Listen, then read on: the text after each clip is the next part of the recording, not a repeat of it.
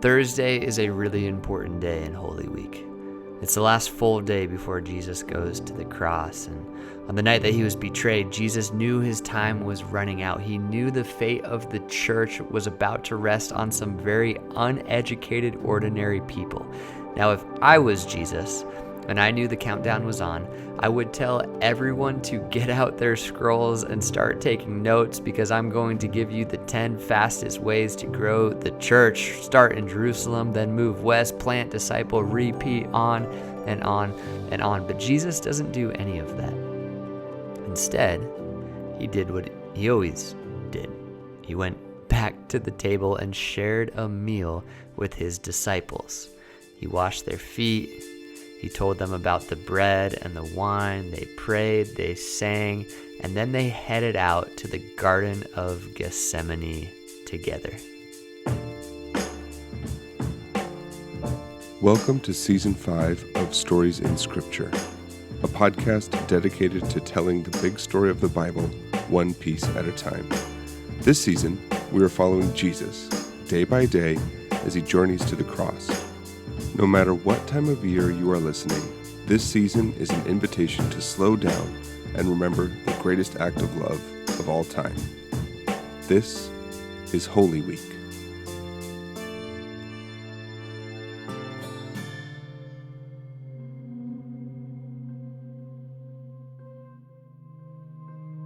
Jesus needed to walk with his Father one more time before it all happened.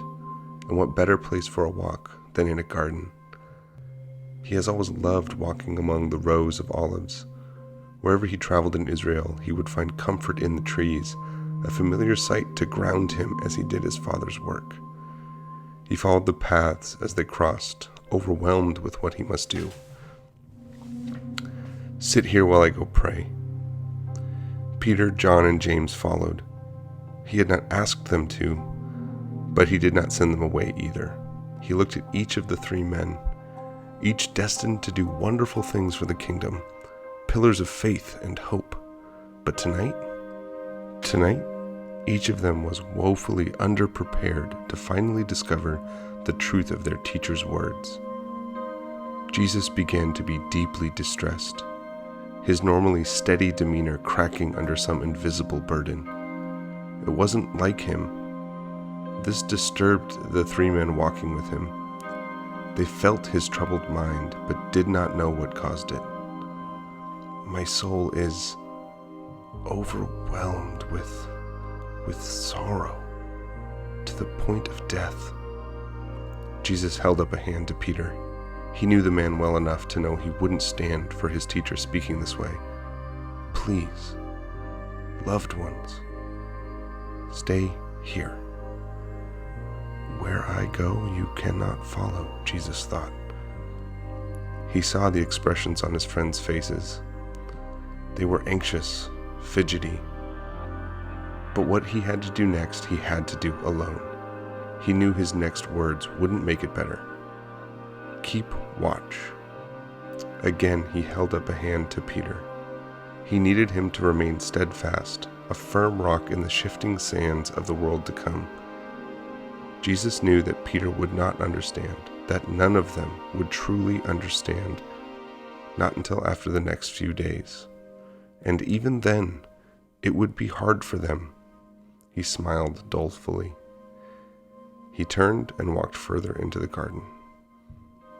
The weight of what his Father was asking became manifest on his shoulders. It became difficult to walk underneath it. He stumbled and fell to the ground. He wept. He groaned. Then he prayed. Abba, Abba, Father. He could feel the darkness press against him, surrounding him. Breathing was difficult.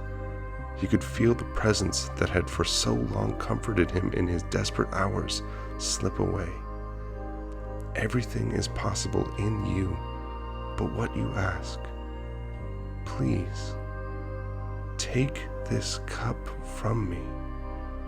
Let it not be spilled. Let this not be broken. If there is another way, please, Jesus stayed on the ground and waited, agonizing over what he must do. He lost track of how long he had laid there. Finally, the darkness of his soul was pushed back, and he felt the presence of his Father once more. The warmth and the love flooded in. Yet not what I will, but what you will.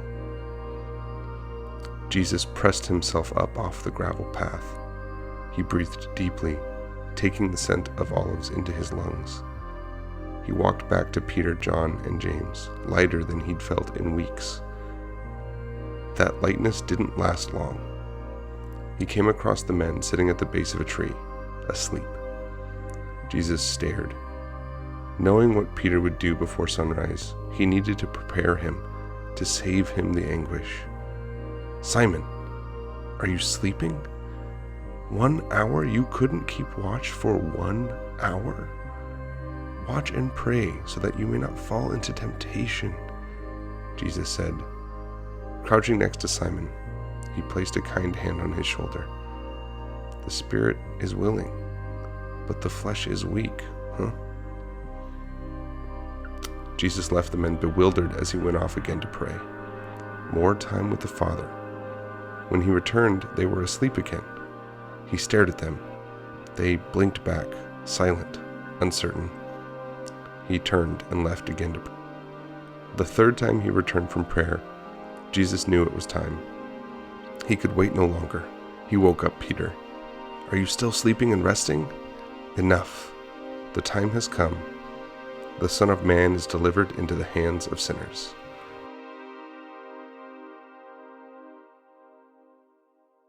In the garden, we see the full humanity of Jesus.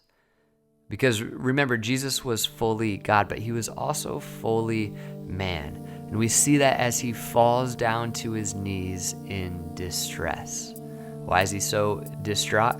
Well, because there is a whole lot more going on here than what meets the eye. The physical fear is bad, but Jesus is fighting a spiritual battle that I can't even begin to understand.